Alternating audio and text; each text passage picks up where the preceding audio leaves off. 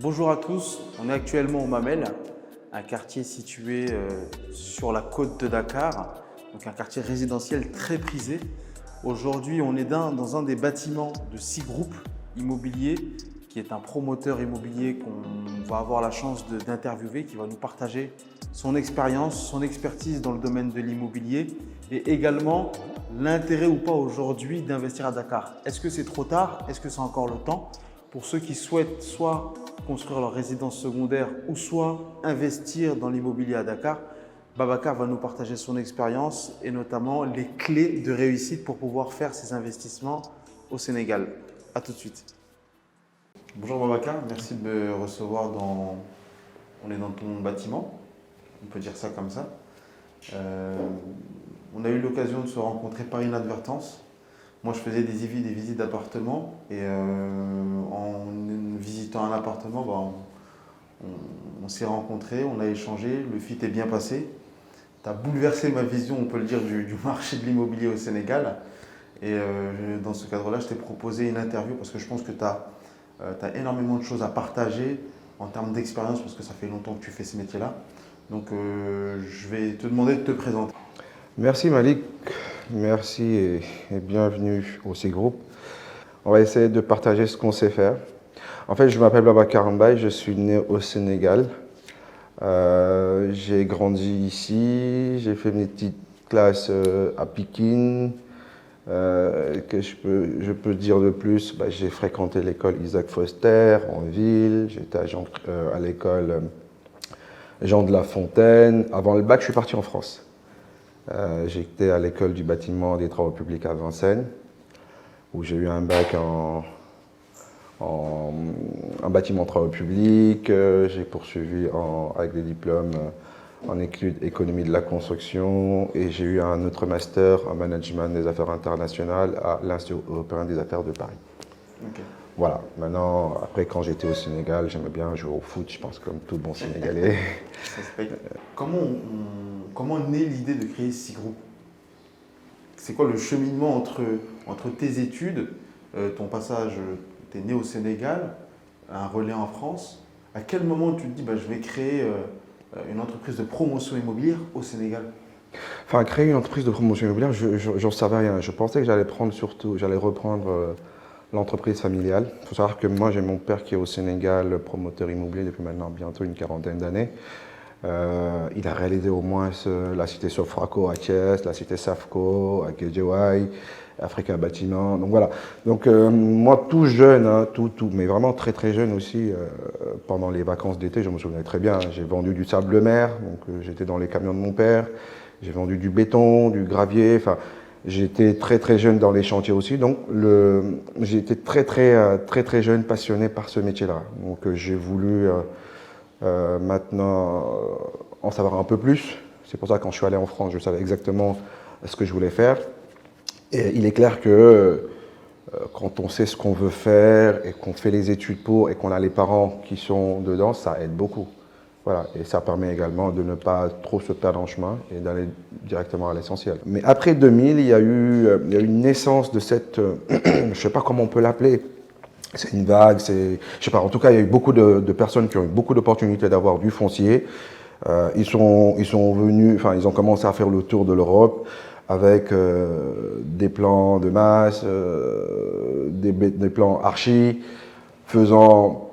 promettre à la diaspora au Sénégal, on est en train de faire tel type de projet, faisant véritablement miroiter énormément de choses sur des beaux projets, sur un beau lotissement, dans des très beaux endroits. Et le Sénégal, la diaspora, en tout cas l'immigration, le but premier, c'est d'avoir une maison, son pied-à-terre. Et c'est pas seulement pour lui, c'est carrément toutes les générations qui vont venir, ses enfants, ses petits-enfants, ainsi de suite. Et ces personnes-là, c'est pseudo, parce que moi je ne les appelle pas, parce que le métier de la promotion immobilière et de la construction, qui sont deux métiers qui sont complètement différents, qu'on a tendance à galvauder au Sénégal, c'est un beau métier, c'est un métier très noble, et c'est un métier aujourd'hui, il faut une formation, de l'expérience et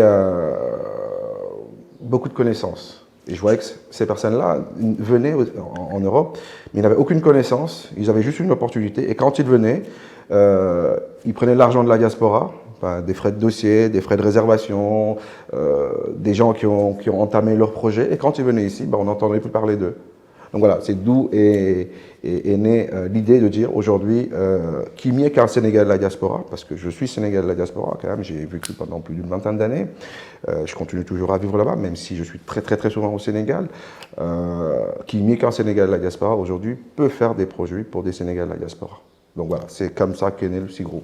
Tu as dit une chose sur laquelle je vais rebondir, tu dis la différence entre un constructeur et un promoteur. Je pense qu'il y a plein de gens qui ne savent pas c'est quoi un promoteur immobilier. C'est quoi la différence entre les deux? Dans la sémantique, déjà, je pense que c'est clair. Un promoteur, c'est quelqu'un qui fait de la promotion. C'est aujourd'hui, il a son fonds. Enfin, il a une construction qui est là, il fait un plan marketing, il regarde en fonction du produit, il regarde une cible, il regarde comment toucher cette cible-là, il va vendre le produit. Alors que le constructeur, lui, son métier, c'est véritablement construire tout simplement. Okay. Voilà. Le promoteur va faire appel à un constructeur. Oui. Après, maintenant, je pense de plus en plus au Sénégal, les gens ils sont promoteurs constructeurs. Mais on voit qu'en Europe, pour le pays que je connais très très bien, qui est la France, il y a beaucoup de promoteurs et il y a beaucoup de constructeurs. Donc les constructeurs, même le promoteur, il peut avoir son projet et peut le donner à un constructeur. Parce que c'est complètement différent. On ne cherche pas la même chose. Lui, son métier, c'est véritablement construire. Et lui, son métier, c'est commercialiser. Voilà. En fait, c'est concevoir un projet, voir s'il est rentable, avoir une cible. Et derrière, l'opérationnel, la mise en réalisation, elle est faite par un constructeur qui peut soit choisir, ou soit, s'il a déjà son propre équipe, le faire lui-même. C'est exactement ça, d'une manière très résumée, c'est ça. Mais la promotion immobilière, c'est un métier. C'est un véritable métier. C'est déjà ce qui détermine, à mon sens, le produit, c'est ta cible déjà. Tu ne fais pas l'inverse. Tu ne fais pas un produit pour aller chercher à qui est-ce que tu vas vendre le projet. Donc tu vas dire, moi j'ai une cible. C'est les Sénégalais de la diaspora.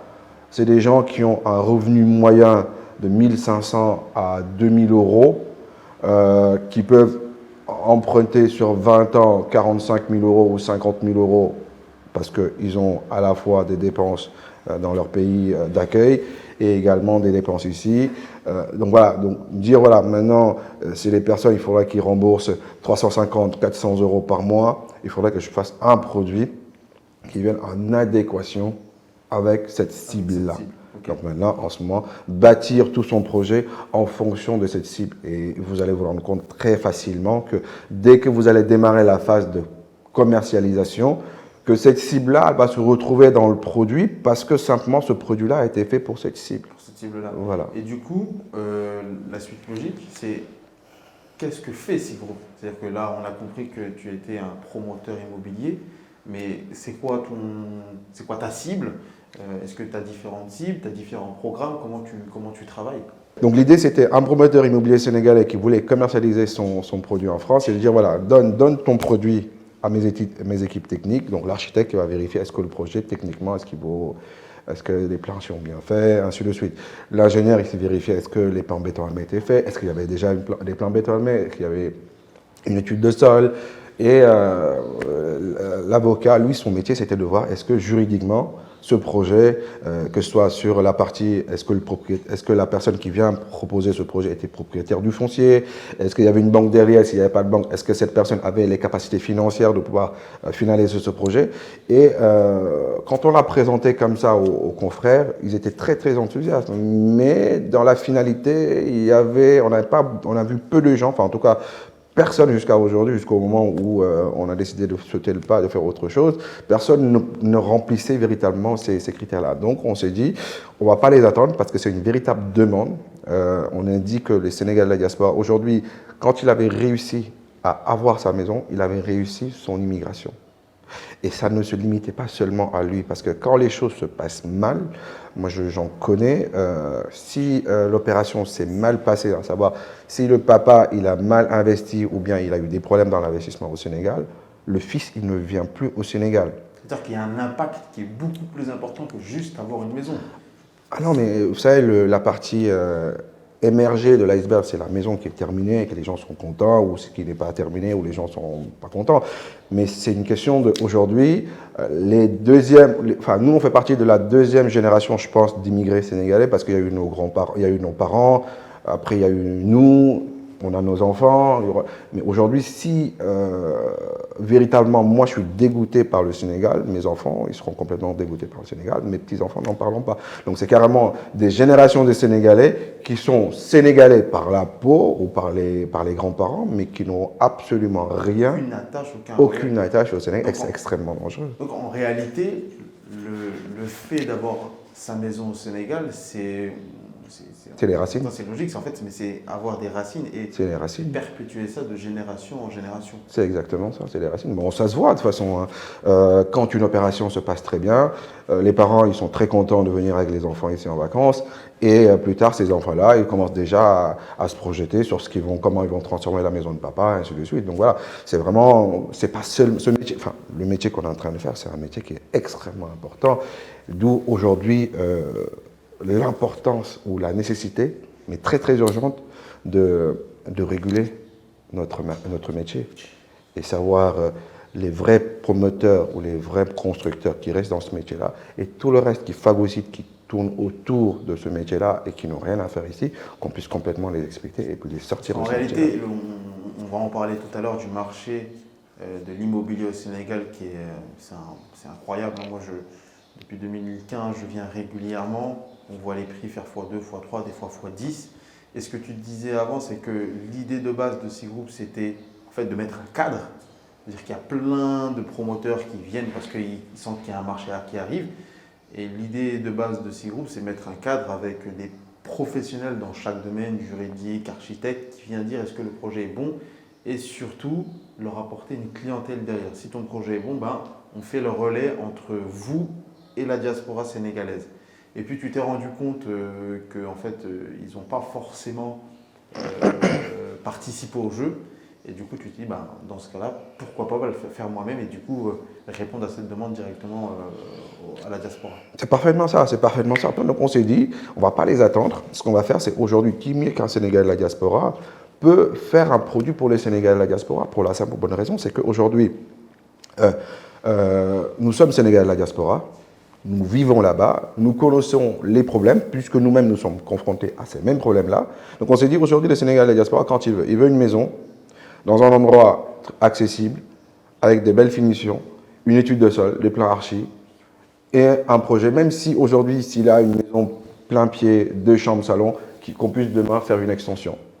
Et aujourd'hui, le rapport à l'argent n'est pas le même quand on est ici ou quand on est Sénégal de la diaspora. Je donne un exemple, 1 000 € en France, c'est 1 000 €. 1 000 € au Sénégal, c'est 650 000 francs CFA. Rien que le chiffre, il est important dans la tête.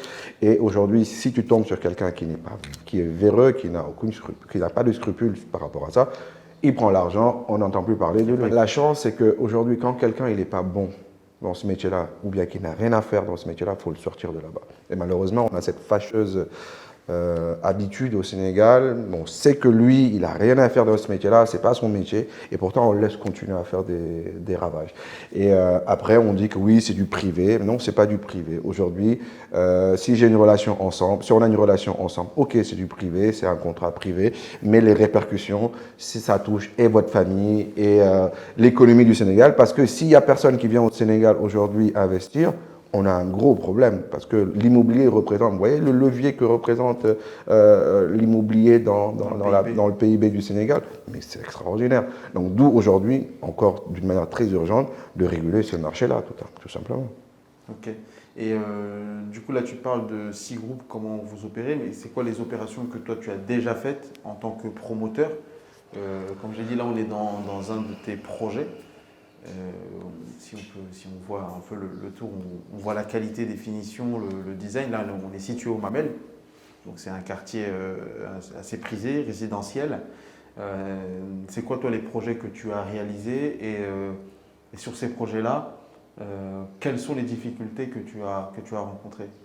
Aujourd'hui, le C-Group a démarré ses premiers projets il y a 7-8 ans maintenant avec le premier programme qui est à N'Djahirat sur la route du Lac Rose. On a une vingtaine de minutes de l'aéroport de Diass avec la cité Assine, qui est un programme d'une centaine de logements. Donc c'était des pavillons donc du F2 au F4.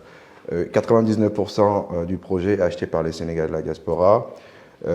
Mais on était confronté à un gros problème, c'est que tu achètes une maison, tu la laisses fermer. Et pour les gens, il était hors de question, et je comprends très très bien cette façon de penser, il était hors de question de la prêter à la famille, parce que tu la prêtes, ben, tu ne la retrouves jamais.